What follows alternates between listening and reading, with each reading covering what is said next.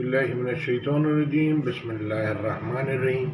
اللہ پاک کہتے ہیں انسان بہت ہی ناشکر اور بے انصاف ہے۔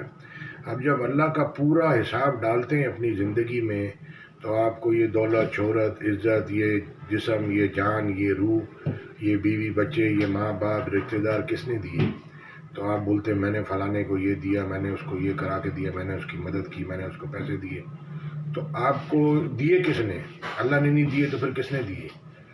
تو اب قارون نے کہا یہ خزانہ مجھے میری عقل اور دانے سے ملا، اللہ نے خزانے سمیت ہی اس کو دسا دیا۔ اللہ پاک کہتے ہیں قرآن میں ہم نے طرح طرح سے مثالیں بیان کی لیکن لوگوں نے انکار کیا، قبول نہیں کیا۔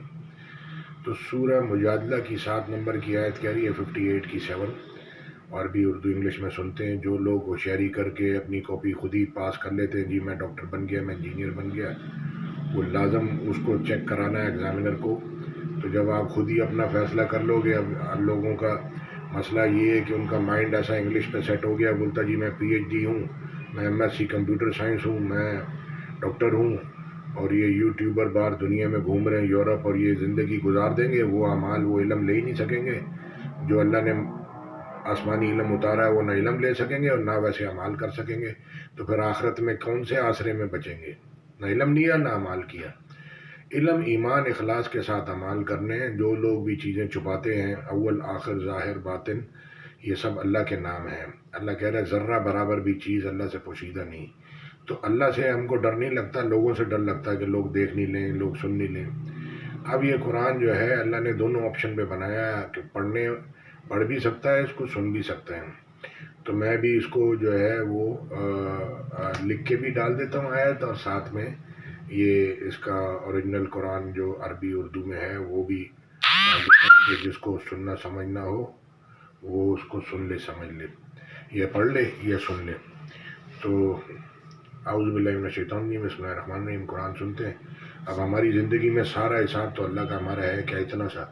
اللہ نے جو بولا ہے وہ سنا ہی نہیں، اور جو کرنا تھا وہ کیا ہی نہیں۔ تو اب زندگی میں پھر یعنی کہ کون سے حساب میں آپ جو اللہ کے سارے حکم پوری زندگی توڑتے رہیں اور اللہ سے دولت اور شہرت اور عزت اور جنت مانگتے رہیں، یہ کون سا حساب ہے؟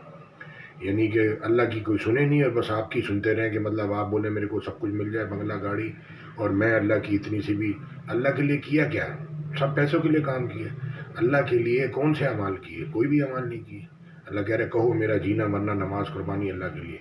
تو لوگ تو اپنے مزے کے لیے جی رہے ہیں۔ تو آیت سنتے ہیں۔ ألم تر أن الله يعلم ما في السماوات وما في الأرض ما يكون من نجوى 3 إلا هو رابعهم ولا 5 إلا هو سادسهم ولا أدنى من ذلك ولا أكثر إلا هو معهم أينما كانوا ثم ينبئهم بما عملوا يوم القيامة إن الله بكل شيء عليم۔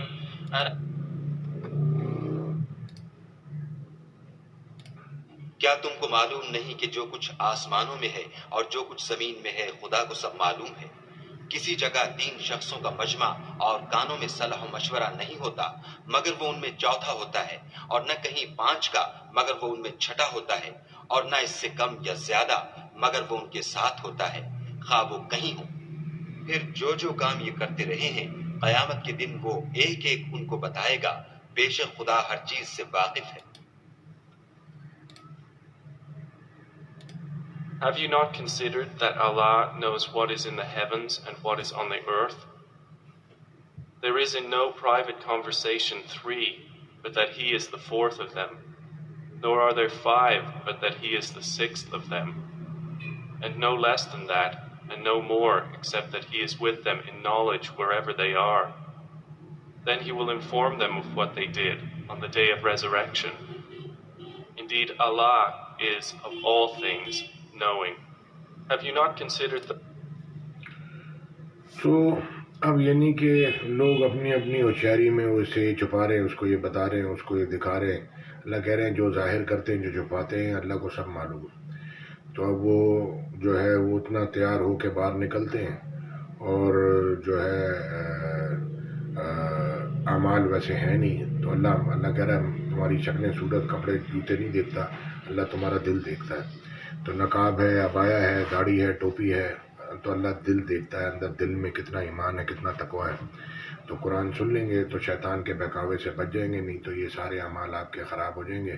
کیونکہ علم، ایمان، اخلاص کے بغیر جو کیے وہ سارے نقل پہ کیے، بس الٹے سیدھے کیے. اللہ پھر الٹے سیدھے کر کے بولو اللہ قبول کرے، تو حج کر کے الٹا سیدھا نمازیں پڑھ کے بولو اللہ قبول کرے، روزے رکھ کے قبول کرو.